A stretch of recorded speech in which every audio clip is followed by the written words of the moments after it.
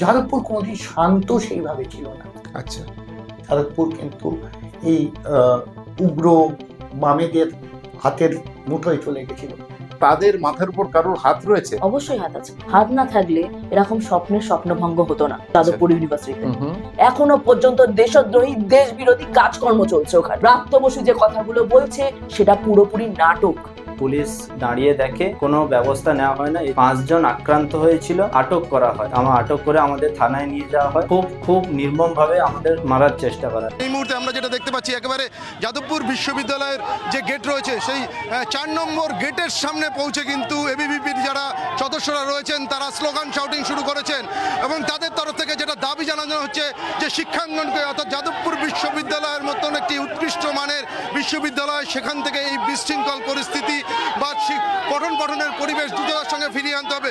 4 নম্বর গেটের সামনে একেবারে ভেতরে ঢুকে কিন্তু যাদবপুর বিশ্ববিদ্যালয়ের ভেতরে ঢুকে পড়ুয়ারা তারা বসে পড়েছেন। এখানে বসেই কিন্তু তারা স্লোগান শাউটিং শুরু করেছেন এবং তাদের তরফ থেকে আরও যে অভিযোগ সামনে তুলে ধরা হচ্ছে যে বাম, অতি বাম ছাত্র সংগঠনের যারা সদস্যরা রয়েছেন তাদের সঙ্গে তৃণমূল ছাত্র সংগঠনের যারা সদস্যরা তারা মিলিতভাবে শিক্ষাঙ্গনকে রাজনীতির বাতাবরণে ফিরিয়ে আনার চেষ্টা করছেন বা রাজনীতির পরিস্থিতি, এবং এই মুহূর্তে একটা উত্তপ্ত পরিস্থিতি তৈরি হচ্ছে। আমরা দেখতেই পাচ্ছি একেবারে গেটের ওপরে উঠে এক এবিভিপির সদস্য, সে কিন্তু তাদের যে সংগঠনের পতাকা রয়েছে সেই পতাকা বাঁধার চেষ্টা করছে। অন্যদিকে বিশ্ববিদ্যালয়ের কয়েকজন যারা রয়েছেন তাদের সঙ্গে কিন্তু একটা উত্তপ্ত বাক্য বিনিময়ের পরিস্থিতি তৈরি হয়েছে। একেবারে 4 নম্বর গেট থেকে ইতিমধ্যেই কিন্তু ভেতরে পড়ুয়ারা যারা আন্দোলনকারীরা রয়েছেন, যারা প্রতিবাদ মিছিলে সামিল হয়েছেন, তারা পৌঁছে যাওয়ার চেষ্টা করছেন। তারা ভেতরে বিশ্ববিদ্যালয়ের ভেতরে ঢুকে কিন্তু এই মুহূর্তে স্লোগান শাউটিং করছেন। পশ্চিমবঙ্গের সাধারণ ছাত্রছাত্রী হিসেবে আমাদের এটা দায়িত্ব এবং কর্তব্য। যে ঘটনা তার পেছনে কি কোনো নির্দিষ্ট সংগঠনের উস্কানি বা আঘাত রয়েছে? অবশ্যই যারা স্বপ্নদ্বীপের খুনে ছিল, যারা স্বপ্নদ্বীপকে খুন করেছে র্যাগিং করে, তারাই ছিল। যে 17 জন 18 জনের নামে এফআইআর হয়েছে প্রত্যেকে এই পরিকল্পনায় পূর্বপরিকল্পিত। এটা একটা নাটক মঞ্চস্থ করা হয়েছে। যেই মানসিক ভারসাম্যহীন ছেলেটি আরএসএফ করে বলে দাবি করেছে, সে স্কুটিতে ধাক্কা লেগে সামনে পড়ে গিয়েছিল এবং শিক্ষামন্ত্রীর এখানে যে ভূমিকা তা অত্যন্ত নিন্দনীয়। শিক্ষামন্ত্রী গাড়িকে কেন সেখানে আটকাতে পারলেন না? এটা ইলেকশনের আগে, 26-এর ইলেকশনের আগে তৃণমূল সিপিএমকে যাদবপুরের বাইরে প্রাসঙ্গিক করার দায়িত্ব নিয়েছে এবং এসএফআই সহ বিভিন্ন বাম নকশাল রাজনৈতিক দল তৃণমূলকে এই ক্যাম্পাসে প্রাসঙ্গিক করার দায়িত্ব নিয়েছে। এই মুহূর্তে আমরা যেটা দেখতে পাচ্ছি যে বিশ্ববিদ্যালয়ের গেটে যে সমস্ত ছাত্র সংগঠনের রাজনৈতিক ব্যানার পোস্টার ছিল সেগুলো রীতিমতো ছিঁড়ে ফেলা হয়েছে, ছিঁড়ে ফেলে দিচ্ছেন এবিভিপি যারা সদস্যরা রয়েছেন। তারা যে সমস্ত প্রতিবাদ মিছিলে যারা সামিল হয়েছিলেন তারা তাদের নিজেদের সংগঠনের যে পতাকা সেই পতাকা কেটে আটকে দিচ্ছেন এবং অন্যান্য যে সমস্ত ছাত্র সংগঠনের সদস্যদের যে সমস্ত ব্যানার ছিল সেগুলোকে ছিঁড়ে ফেলে দেওয়া যায়। এই তো পাচ্ছি যে যারা রয়েছেন তারা রীতিমতো গেট বন্ধ করে দিচ্ছেন। বিশ্ববিদ্যালয়ের যারা রয়েছেন তাদের সঙ্গে কিন্তু উত্তপ্ত বাক্য বিনিময় এই মুহূর্তে আমরা দেখতে পাচ্ছি। একে অপরের সঙ্গে রীতিমতো হাতাহাতি ধস্তাধস্তির পরিস্থিতি তৈরি হয়েছে। তবে এখনো পর্যন্ত কিন্তু নিরাপত্তা রক্ষীরা তারা কিন্তু পরিস্থিতি সামাল দেওয়ার চেষ্টা করছেন, গেট বন্ধ করার চেষ্টা করছেন। এবিভিপির সদস্যরা ধুন্ধুমার পরিস্থিতি, এবিভিপির প্রতিবাদ মিছিলকে কেন্দ্র করে 8B থেকে শুরু হওয়া সেই মিছিল, একেবারে এবিভিপির মহিলা সদস্য তার সঙ্গে হাতাহাতির পরিস্থিতি, গেট বন্ধ করতে দেওয়া হচ্ছে না। এখনো পর্যন্ত পরিস্থিতি সামাল দেওয়ার কিন্তু কোনো রকম কোনো সম্ভাবনা নিরাপত্তা রক্ষীদের পক্ষেও সম্ভব হচ্ছে না। স্বাভাবিকভাবেই ঠেলাঠেলি, ধাক্কাধাক্কি, হাতাহাতি, হস্তাধস্তির পরিস্থিতি, চরম উত্তেজনা তৈরি হয়েছে যাদবপুর বিশ্ববিদ্যালয় 4 নম্বর গেটের সামনে। বিশ্ববিদ্যালয় ক্যাম্পাসে যে বিশৃঙ্খলা, পঠনের সুস্থ পরিবেশ নেই, দ্রুততার সঙ্গে সেই পরিবেশ ফিরিয়ে আনতে হবে সেই দাবিকে সামনে রেখেই কিন্তু মূলত এই প্রতিবাদ মিছিল, আর সেই প্রতিবাদ মিছিলকে কেন্দ্র করে রীতিমতো বিশৃঙ্খলা, উত্তেজনা তৈরি হয়েছে। নমস্কার, আজকে আমরা বিশ্ব সংবাদ কেন্দ্র দক্ষিণবঙ্গের স্টুডিওতে কিছু সাম্প্রতিককালীন ঘটনাবলী এবং এই ঘটনাবলী যে ঘটিত হয়েছে তার পুরনো কিছু ইতিহাস সেই সম্পর্কে আলোচনা করতে বসেছি। আজকে আমাদের প্যানেল, বড় প্যানেল, আমাদের প্যানেলে আজকে 3 জন রয়েছেন। প্রথমেই আছেন শ্রী বলরাম বসু, উনি ধর্মজাগরণের দায়িত্বে আছেন। আর তাছাড়া বলরাম বসু হচ্ছে একটি পরিচিত মুখ, কারণ কিছুদিন আগে অভয়াকাণ্ডের পরবর্তী সময়ে যখন নবান্ন দখল অভিযান হয়েছিল সেইখানে যে মানুষ বীরদর্পে পুলিশের ওয়াটার ক্যাননের সামনে বুক চিতিয়ে দিয়েছিলেন সেই বলরাম বসু আজকে আমাদের সাথে স্টুডিওতে আছেন। নমস্কার বলরাম বাবু। নমস্কার সবাইকে। এর সাথে যুব সমাজের প্রতিভা হিসাবে আমরা অখিল ভারতীয় বিদ্যার্থী পরিষদের দুজন কার্যকর্তাকে পেয়েছি। সৈকত পণ্ডা, উনি হচ্ছেন এবিভিপির উত্তর কলকাতা জেলা সহ সংযোজক, এবং শ্রীমতী শিল্পা মণ্ডল, উনি এবিভিপির কর্মসমিতির সদস্য আছেন। তো এই যে আমরা অনুষ্ঠানটি করতে চলেছি, এটিকে আমরা দুভাগে ভাগ করব। প্রথমেই আমরা একটু ইতিহাসের দিকে এগোই। আমি বলরাম বাবুর কাছে একটি সোজা প্রশ্ন রাখবো। আমাদের মধ্যে হয়তো অনেকেই জানেন না, আবার অনেকেই জানেন। এই যে যাদবপুর ইউনিভার্সিটি বা যাদবপুর বিশ্ববিদ্যালয়, যাদবপুর বিশ্ববিদ্যালয়ের হাত চলা শুরু কিন্তু একজন অত্যন্ত কৃতি বঙ্গ সন্তান এবং খুব প্রখ্যাত বিপ্লবী ঋষি অরবিন্দ ঘোষের হাত ধরে। তো সেই ঋষি অরবিন্দের হাত ধরে শুরু হওয়া যে শিক্ষায়তন, সেই শিক্ষায়তনে আজকাল এরকম ব্যভিচার বা এরকম ললেসনেস, এই অবস্থা হলো কি করে, যদি একটু আপনি আলোকপাত করেন বলরাম বাবু। বিষয়টা এরকম আছে যে প্রথম হচ্ছে যাদবপুর। তো এই যাদবপুর জায়গাটার একটা বৈশিষ্ট্য আছে। যখন ভারতবর্ষে স্বাধীনতা হচ্ছে, পপুলেশন কিছু লোক পশ্চিমবঙ্গ থেকে চলে যাচ্ছে পাকিস্তানে, মানে তখনকার পূর্ব পাকিস্তানে চলে যাচ্ছে। পূর্ব পাকিস্তান থেকে প্রচুর হিন্দু রিফিউজি চলে আসছে এখানে।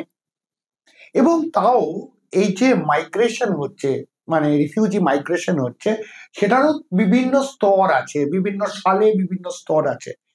এবং তারা যেমন বনগাঁ এবং বারাসাত, বসিরহাট, ওই জোনটা যেমন এখানে এসেছিল, তেমন বেশ কিছু অংশ এসেছিল যাদবপুর, বারুইপুর, এই জোনটায়। এটাকে নিয়ে কিন্তু বাম রাজনীতি, একটা নোংরা বাম রাজনীতি হলো।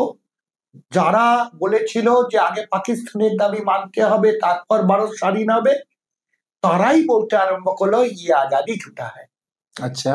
এবং যে সমস্ত রিফিউজিরা এলো, তাদের যে সমস্ত জমি জায়গাগুলো ছিল, তখনকার দিনের জমিদারদের যা জমি জায়গা ছিল বা কিছু অবস্থাপন্ন লোকের জমি জায়গাগুলো ছিল, সেখানে বাঁশ আর পতাকা পুঁতে সেই জমিগুলো দখল হলো, রিফিউজি ক্যাম্প তৈরি হলো। এবং তাদের মধ্যে একটা বাম রাজনীতি এবং উগ্র বাম রাজনীতি করার একটা প্রবণতা তৈরি হলো।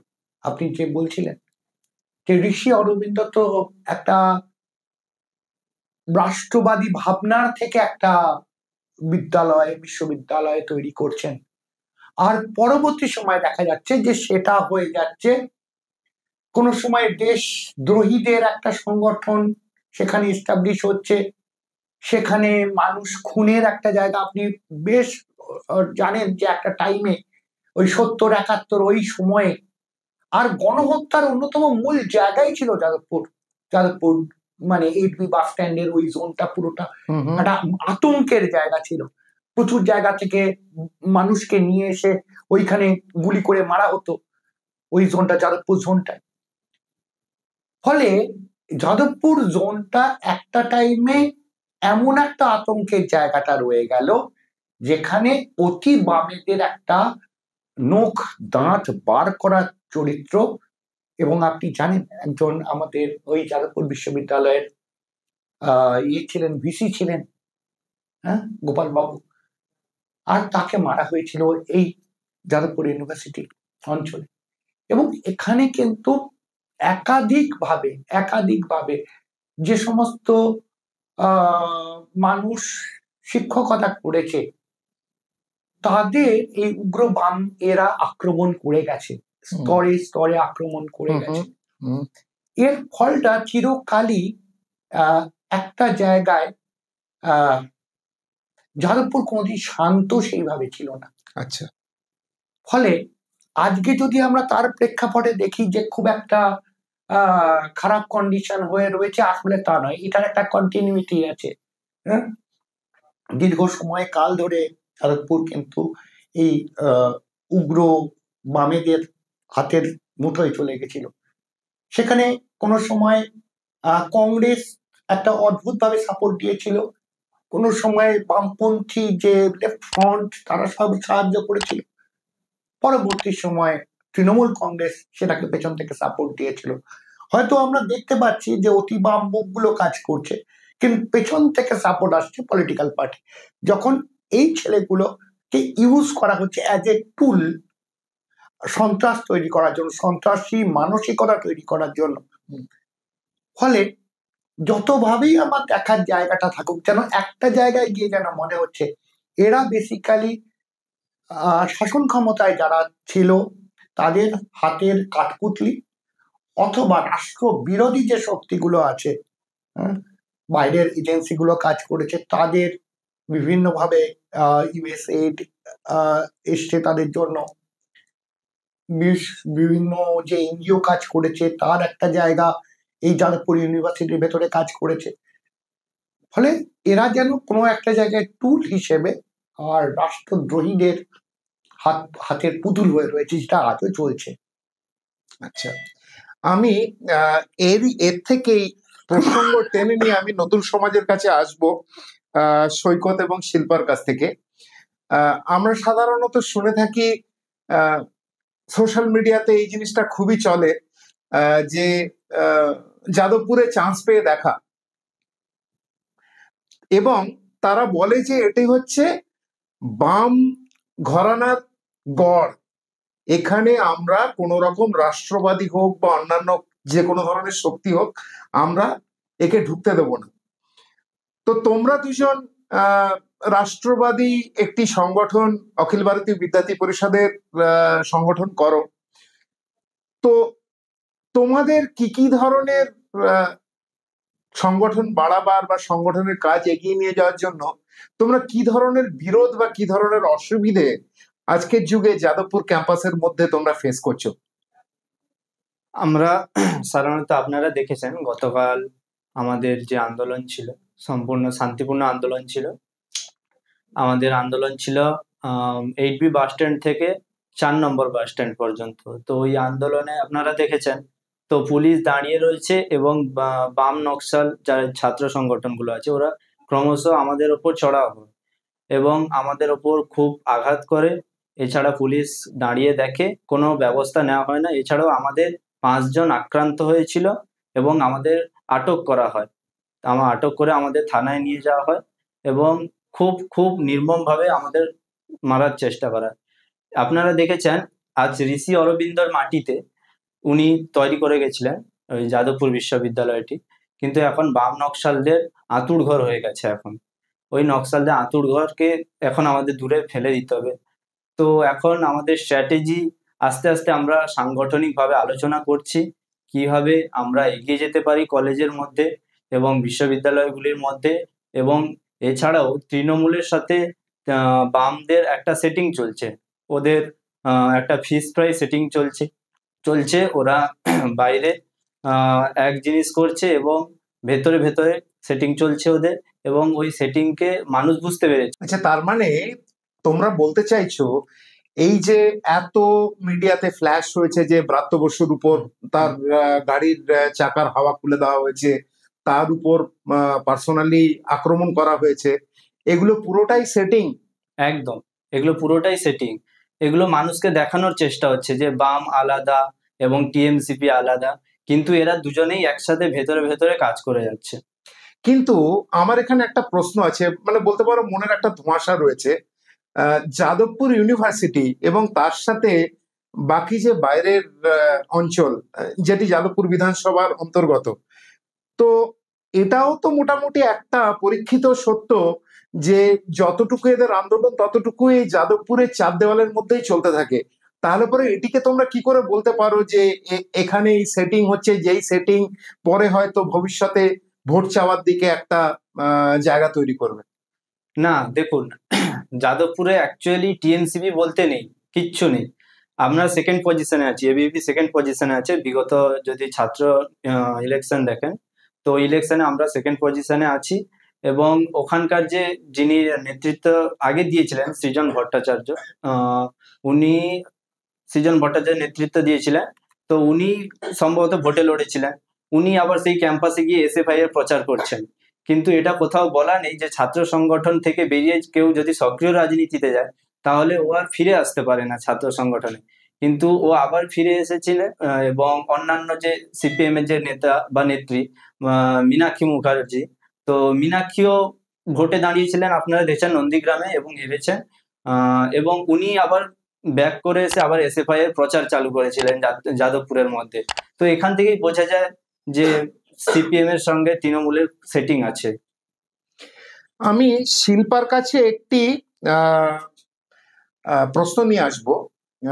সবসময় যেটি সোশ্যাল মিডিয়া বা অন্যান্য স্ট্যান্ডার্ড মিডিয়াতে প্রকাশ পায় যে এবিভিপি হচ্ছে একটি মনুবাদী এবং পুরুষবাদী দল। এবিভিপির মধ্যে মহিলাদের সেভাবে সম্মান করা হয় না এবং তার জন্য নারী মুখ খুব কম ফ্রন্ট লাইনে যারা মাটিঘাটে নেমে আন্দোলন করে। তো এই বিষয়ে তুমি যেহেতু সংগঠন করছো বেশ কিছুদিন ধরে, আমি জানতে চাইবো এটা কি মিথ নাকি এটির মধ্যে কিছু সারবত্তা রয়েছে? যে প্রশ্নটা আপনি করলেন সেই প্রশ্নটা উত্তর যদি দেওয়া হয় তাহলে এটা পুরোপুরি মিথ্যে। কারণ যদি এখানে মহিলাদেরকে বা মেয়েদেরকে বা ছাত্রীদেরকে না কাজ করতে দেওয়া হতো তাহলে আমার মতো ছাত্রী এখানে কাজ করতো না।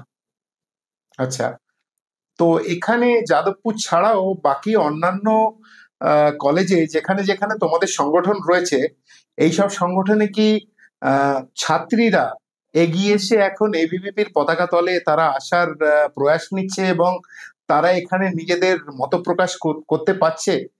কিরকম অবস্থা এখনকার? দেখুন, অখিল ভারতীয় বিদ্যার্থী পরিষদ ছাড়া বাকি যে সমস্ত সংগঠন আছে, টিএমসিপি বলো শাসক দলের, আর বামেদের আছে ডব্লিউটিআই, ডিএসএফ, আরএসএফ, এআইডিসও, তো যে সমস্ত এসএফআই, যে সমস্ত সংগঠন আছে সেখানে ছাত্রীরা আজকে থাকতে চাইছে না। কারণ এই সমস্ত সংগঠন, ছাত্র সংগঠনের আড়ালে অপকর্ম চলছে, কুকর্ম চলছে, যেখানে দেশদ্রোহী যারা বামেদের ছাত্র সংগঠন যেগুলো আমরা বলে থাকি, সেই বামেদের ছাত্র সংগঠনের এই এসএফআই, আরএসএফ, ডিএসএফ এদের আড়ালে দেশদ্রোহী কাজকর্ম চলছে। এবং সেটা আমরা গত পরশুদিন ইন্দ্রানুজ রায়, সে যে নকশাল, সে যে দেশদ্রোহী, সেখান থেকে পরিষ্কার উঠে এসেছে।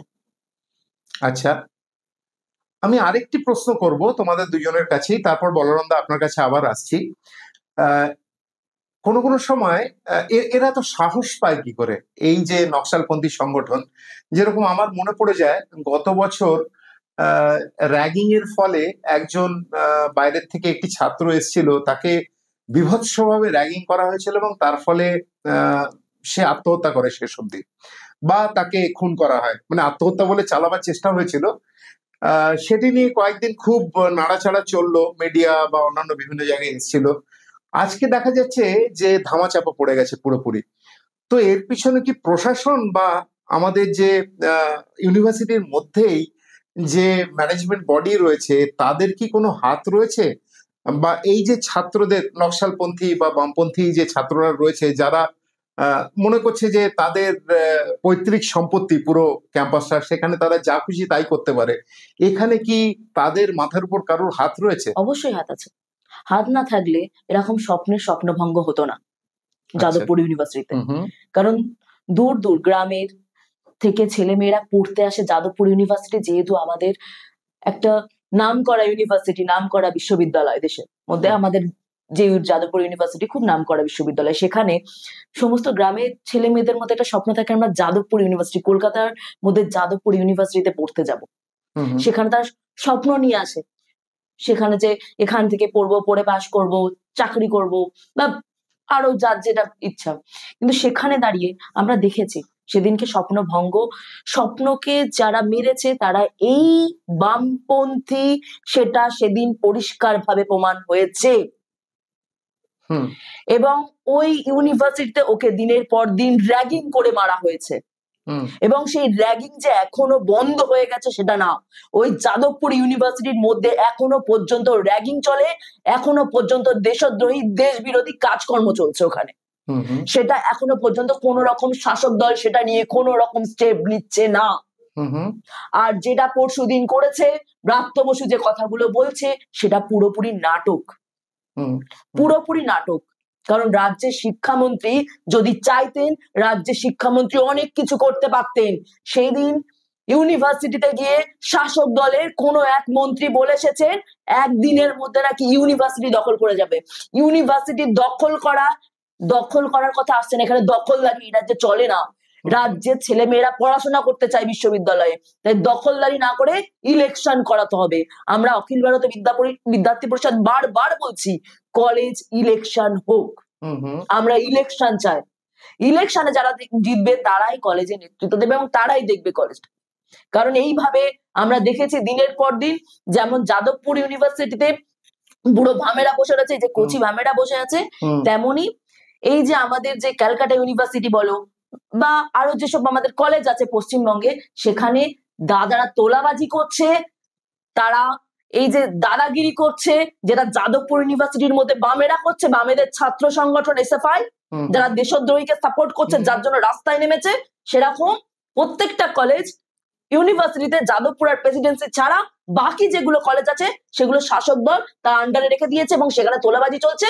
সেখানে বাবা, কাকা, দাদা, জ্যাঠার মতো লোকগুলো ওখানে বসে আছে, ওখানেই তোলা তুলছে। এবং এখানে ম্যানেজমেন্ট কমিটি এবং অধ্যাপকদের এক অংশের প্রচ্ছন্ন এবং প্রত্যক্ষ মদত রয়েছে। অবশ্যই মদত না থাকলে এটা তো সম্ভব না। আমরা এর আগেও তো দেখেছি, যদি আমি কথা তুলে আনি, যোগেশচন্দ্র কলেজে যেখানে একজন পাস আউট হয়ে বেরিয়ে যাওয়া ছেলে সাব্বির আলী, এই জিহাদি, এর সাহস হয় কি করে সে কলেজের সরস্বতী পুজো বন্ধ করবে? সাহস হয় কি করে এই বাংলায় থেকে হরিণঘাটা স্কুলে সেখানে সরস্বতী পুজো বন্ধ করবে? কাদের আস্কারায় হচ্ছে? যেখানে দাঁড়িয়ে আমরা সবাই জানি যে বাজেটে বেরিয়েছে, যেখানে আজকে প্রায় 9,000 স্কুল বন্ধ করে দিয়ে 600 মাদ্রাসার জন্য 5,602 কোটি টাকা বরাদ্দ করেছে এই রাজ্যের মুখ্যমন্ত্রী মমতা ব্যানার্জি। তাহলে আমাদের মতো সাধারণ ঘরে, হিন্দু ঘরে ছাত্রছাত্রীদের ভবিষ্যৎ কি আছে? তার উত্তর দিই। আমি এই প্রসঙ্গে স্বপ্নের কথা তুমি বললে, স্বপ্নময় সৈকত, তোমাদের আন্দোলনের অভিমুখ এই ব্যাপারে কি হতে চলেছে? কারণ ধামাচাপা পড়ে রয়েছে ওই কেসটি পুরোপুরি, কয়েকজন অ্যারেস্ট হয়েছিল, এখন কি হচ্ছে মিডিয়া কভারেজের, মিডিয়া ক্লিয়ারের বাইরে কি হচ্ছে সাধারণ মানুষ আমরা জানি না। তো এই ব্যাপারে ট্রান্সপারেন্সি করে তাদের বিচারের জন্য তোমরা কি কোনো আন্দোলন এখানে করতে যাচ্ছ? তোমাদের অভিমুখ কি? অবশ্যই আমরা আগামী দিনে আমরা আন্দোলনে নামতে চাইছি। আমাদের ভাই যে মারা গেছে যাদবপুর বিশ্ববিদ্যালয়ের স্বপ্নদ্বীপে, যে স্বপ্ন হত্যা হয়েছে, তো ওই স্বপ্নদ্বীপের স্বপ্ন হত্যাকে ওই দ্বিতীয়বার যেন এই ঘটনা না ঘটে, এর জন্য আমরা আগামী দিনে খুব বৃহত্তর আন্দোলনে নামবো, এই হুঁশিয়ারি দিয়ে যাচ্ছি। আচ্ছা, বলরামদার কাছে ফিরে আসছি। আপনি যখন একটু আগে আপনার সাথে কথা বলছিলাম, আপনি একটি প্রসঙ্গ তুলেছিলেন যে এখানে যাদবপুর বিশ্ববিদ্যালয়ের একজন ছাত্র দরদি উপাচার্য শ্রীযুক্ত গোপাল সেন, উনার শিক্ষাগত যোগ্যতাও খুব ভালো ছিল এবং সর্বপ্রথম উনাকে শোনা যায়, উনাকে প্রশাসন বলেছিল গন্ডগোল বাড়ছে, আপনি পুলিশ ডাকুন, পুলিশ ডেকে আপনি ক্যাম্পাসের মধ্যে ঢোকান, যাতে এই আনস্করপুলাস এলিমেন্ট যারা রয়েছে বা যারা ঝঞ্ঝাট বাঁধাচ্ছে তাদেরকে যেন পুলিশ এখান থেকে গ্রেফতার করে নিয়ে যায়। তো উনি বলেছিলেন না, আমি থাকতে থাকতে আমি এখানে পুলিশ ঢুকতে দেব না। আর সেই ছাত্র দরদি গোপাল সেন, তাকে এই আমাদের এখানকার যে ক্যান্টিন রয়েছে পুকুরের কাছাকাছি কোনো জায়গায় তাকে নৃশংসভাবে হত্যা করলো তারই ছাত্ররা। তো এই ধরনের যে কার্যকলাপ, এবং তারপরেও হত্যা, র্যাগিং এর ফলে একটু আমরা শুনলাম স্বপ্নময়ের হত্যা হয়েছে। তো যাদবপুরের কি ইউনিভার্সিটির মধ্যে দিয়ে যে রাস্তাগুলো চলে সেখানেই কি জায়গায় জায়গায় রক্তের দাগ লেগে রয়েছে?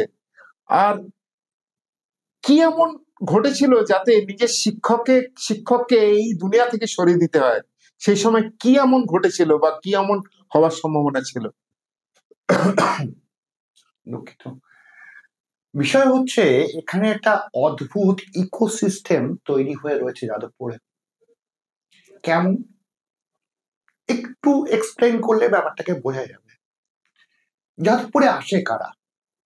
আসে একটু বেশি নম্বর পাওয়া গ্রামাঞ্চলের যে সমস্ত ব্রিলিয়েন্ট স্টুডেন্টরা হয়তো ডাক্তারিতে চান্স পায়নি, বা ইঞ্জিনিয়ারিং এ চান্স পায়নি, বা প্রেসিডেন্সিতে চান্স পায়নি, বা সেন্ট জেভিয়ার্স এ যাওয়ার মতো অত আর্থিক অবস্থা ভালো নয়, তো তারা ওখানে আসেন যে একটু সরকারি একটা কলেজ যেখানে খুব কম টাকায় পড়াশোনা করা হয় এবং ফ্যাকাল্টি ভালো এবং রেজাল্টও খুব ভালো, হ্যাঁ, এবং যে আমাদের ইউজিসির যে র্যাঙ্কিং আছে তাতেও খুব ভালো।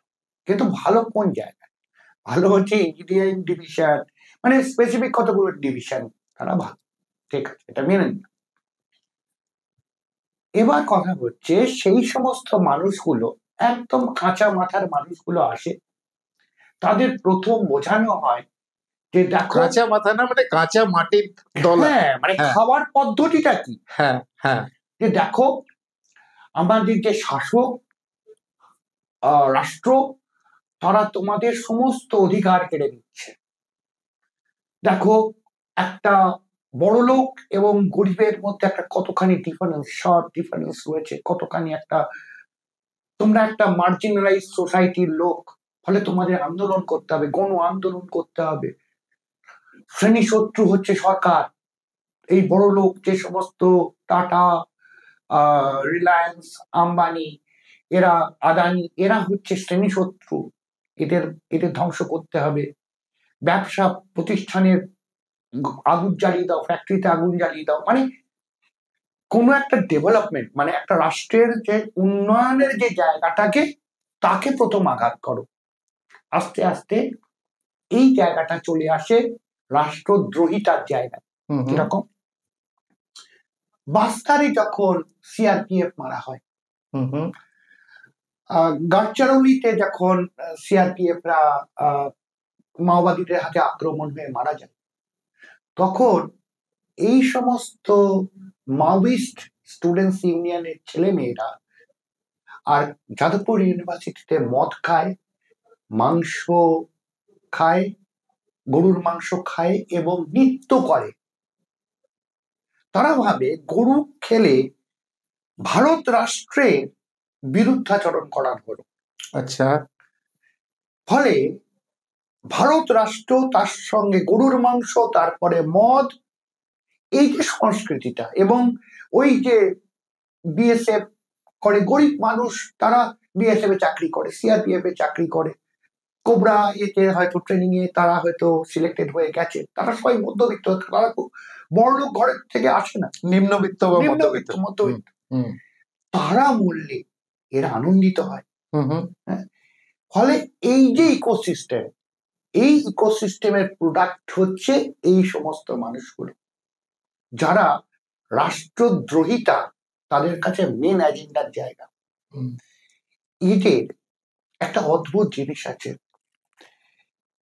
এদের যে ওই যে ইকোসিস্টেমটার কথা বলছিলাম, যেখানে বামেরা রয়েছে, যেখানে তৃণমূল রয়েছে, কংগ্রেস রয়েছে, হ্যাঁ, তার সঙ্গে সঙ্গে কমিউনিস্ট পার্টি, মাওয়িস্ট রয়েছে, কমিউনিস্ট পার্টি, লেনিনিস্ট, অমুক তমুক গ্রুপগুলো রয়েছে, সমাজবাদী পার্টি, অমুক তমুক সবাই রয়েছে। এই যে ইকোসিস্টেমের, এরা হচ্ছে ইকোসিস্টেমের পার্ট। এদের ফান্ডিং, এদের টাকা পয়সা সমস্ত আসে এই সমস্ত পলিটিক্যাল পার্টির কাছ থেকে, যারা ফরেন এজেন্সির কাছ থেকে, ফরেন এনজিওদের কাছ থেকে development, human rights, civil liberties, এই সবের নামে তারা টাকা কালেকশন করে এবং এই সমস্ত স্টুডেন্টস ইউনিয়ন গুলোকে টাকা দেয়। তার মানে ভারত রাষ্ট্রের বিরোধিতা করা যদি স্টুডেন্টসদের আদর্শ হয়ে থাকে, তাহলে এটা ধরে নিতে হবে যে ভারত রাষ্ট্রের ভেতরে ভেতরে করে গুণ পোকা এমন তৈরি হচ্ছে, যারা যে কোনো মুহূর্তে যদি বাইরের থেকে কোনো আক্রমণ আসে, তারা দরজা কিন্তু ভেতর থেকে খুলে দেবে। হুম হুম তারা ওই ফিফথ কলমিস্ট বলে একটা কথা আছে, হুম এরা ফিফথ কলমিস্টের মতো কাজ করবে। এরা দেখায় যে এখানে মুসলিমদের উপর অত্যাচার হচ্ছে, মুসলিম জনসংখ্যা বাড়ছে, দলিতদের উপর অত্যাচার হচ্ছে। দলিতদের উপর অত্যাচার হচ্ছে। হুম। কিন্তু এরা বলবে না যে বাংলাদেশে ব্লগারদের মারা হচ্ছে, মুক্ত মোনাদের মারা হচ্ছে, ঠিক হিন্দুদের মারা হচ্ছে, বিরোধী কণ্ঠস্বরের গলা টিপে দেওয়া হচ্ছে। এরা বলবে না যে বালুচিস্তানে বালুচ মানুষদের উপর অত্যাচার হচ্ছে, এরা বলবে না যে সিন্ধি লোকেদের উপর অত্যাচার হচ্ছে, এরা বলবে না পাকদের উপর অত্যাচার হচ্ছে, এরা বলবে না শিয়া আর সুন্নিরা মারপিট করছে নিজেদের মধ্যে, এখানে কে আর কে খারাপ কে সরি। বিষয় হচ্ছে এরা হামাসকে নিয়ে কথা বলবে, কিন্তু হামাস যে ইহুদিদের উপর আক্রমণ করে তাদের যে বন্ধক করে রেখে দিল আজকে এতদিন, তাদের জন্য চোখের জল পড়ে না। মানে আপনি বলতে চাইছেন যে সিলেক্টিভ এজেন্ডা নিয়ে একদম এরা সেগুলিতেই। এবং অদ্ভুত মজার জিনিস এইখান থেকেই পয়েন্টটা আসছে। দেখুন দুটো অ্যাক্সিডেন্ট আমি হিসেব বলছি। তিয়েনানমেন স্কোয়ারে কি হয়েছিল, স্টুডেন্টসরা সরকারের বিরুদ্ধে একটা প্রতিবাদ করেছিল, তাদের উপর দিয়ে ট্যাঙ্ক চালিয়ে দেওয়া হয়েছিল। সেটা কে করেছিল? কমিউনিস্ট পার্টি সরকার, তাদের উপর দিয়ে ট্যাঙ্ক চালিয়ে দিয়েছিল। এখানে কি হলো, ছাত্ররা একটা জায়গায় তাদের কোনো দাবি দেওয়া থাকতে পারে, বিরোধ করছে, সেখানে গাড়ি চালিয়ে দিল কে? সেখানে বুদ্ধদেব বা আপনার দত্ত বসু, যিনি বেসিক্যালি কিন্তু কমিউনিস্ট, এখন রং টং পাল্টে জামার কোট কোট পাল্টে তৃণমূলী হয়েছে, বেসিক্যালি তো উনি কমিউনিস্ট। ফলে যদি আপনাকে এখানকার যে সমস্ত লেফট স্টুডেন্টস উইংরা এটার বিরোধিতা করে, তারা কিন্তু তিয়েনানমেন স্কোয়ারের কমিউনিস্ট পার্টির সেই আন্দোলনকে তারা কিন্তু বিরোধিতা করে না, সেখানে বলে ভুলেই যাবে তারা। সেরা তখন বলে যে না, রাষ্ট্রের বিরুদ্ধে যারা কথা বলেছে তাদের উপর দিয়ে ট্যাঙ্কি চলে যাওয়া উচিত। কিন্তু এখানে যদি কারো ধাক্কা লাগে তাহলে কৈফিয়ত দিতে হবে, অ্যারেস্ট করতে হবে, দরকার পড়লে ফাঁসি দিতে হবে। যে কোনো একটা স্ট্যান্ড পয়েন্ট আপনারা নিন, এখানে যারা কমিউনিস্টরা রয়েছেন তারা একটা স্ট্যান্ড পয়েন্ট নিন, হয় তিয়েনানমেন স্কোয়ার ঠিক ছিল, না হলে যাদবপুর ঠিক আছে। আচ্ছা আচ্ছা, বুঝতে পেরেছি।